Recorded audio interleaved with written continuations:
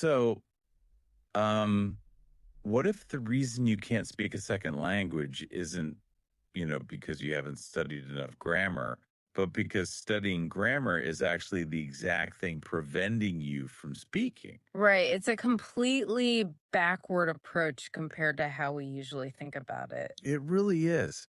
Welcome to this deep dive into accelerating language learning and unlocking fluency through speaking practice. We have got a massive stack of research today to go through. Yeah, we're looking at language guides, neuroscience data, international educational studies, and even global workplace surveys. And it all points to a totally different paradigm for how your brain actually picks up a new language. Exactly. So, our mission today is to take this huge list of 12 highly effective learning methods from all these sources and really distill them down for you. Distill them to the absolute highest yield habits and reveal why jumping right in and speaking is your ultimate shortcut to fluency and, well, career growth too. A 2016 Michigan University study tracks this perfectly. They split language learners into two groups, right? Group A did the traditional routine. Okay, let's unpack this. Yeah. Because Group A did the standard stuff like grammar and vocabulary exercises. Like it's textbook learning. And Group B learned just by chatting via webcam. And after 12 weeks, Group A showed almost no significant improvement. Wait, really? Basically none. Basically none. But Group B vastly outperformed them in fluency, vocabulary retention, and just overall confidence. Wow. But let me push back a little here.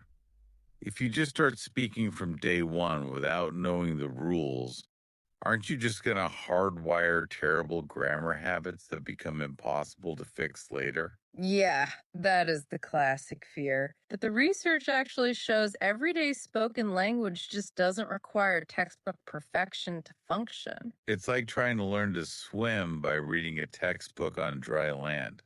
At some point, you just have to get in the pool. I love that analogy, yeah.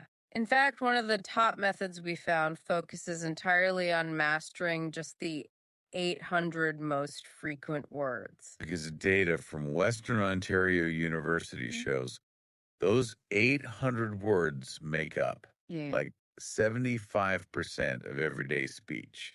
Right. They are basically the functional glue of the language.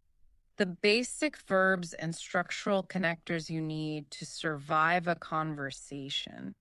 Yeah, I mean, you don't need to memorize the entire dictionary just to order a coffee. Exactly. You learn the grammar naturally by actually using that glue in real-time communication. But to get over the anxiety of doing that, another major method is getting an accountability partner. Oh, right. Because a massive corporate training study found that setting a specific accountability appointment with someone boosts your chance of completing a goal to a staggering 95%. 95%, yeah. You are basically weaponizing social pressure to break the isolation of learning. Right. You don't want to look bad in front of your partner, so you show up and you speak. But here's where it gets really interesting. What actually happens inside your head when you overcome that anxiety and start communicating? We're talking about physical brain upgrades here. Major neuroscience research from ETS shows that learning and speaking a second language physically rewires the brain. By increasing the density of gray matter, right? Yeah, because you are constantly suppressing one language system to select another, your brain gets this intense, continuous workout. It's like your brain has to hire a permanent mental traffic cop to stop your native language from driving into the intersection. That is exactly it. And that active, constant traffic control is what literally builds the gray matter and improves your general focus in everyday life. And doesn't that mental discipline spill over into how you make decisions? Oh, totally. When you think in a second language, it creates psychological distance. It reduces emotional bias, making you a much more logical, objective decision maker in high stakes environments. But wait, if all this active communication is so scientifically proven to work, why do so many school systems still obsess over grammar translation? Like those Japanese educational studies we looked at. Exactly. Why the obsession with standardized tests if speaking is what actually works? Well, if we connect this to the bigger picture, there is a massive gap between classroom theory and the reality of the global workplace. Because classrooms love standardized tests since they're easy to grade. Right, they reward perfection. But a Cambridge survey of over 5,000 employers across 38 countries proves that the real world rewards effective communication over perfect grammar. So, what does this all mean for you listening? Bridging that gap directly translates to better pay and faster promotions. Absolutely. The core takeaway from all these sources is that speaking from day one, targeting high frequency words, and embracing mistakes will physically rewire your brain. Yeah, and give you a massive career advantage. It completely frees you from that paralyzing pursuit of grammatical perfection. It really does. Okay. Before we wrap up, I want to leave you with a final provocative thought.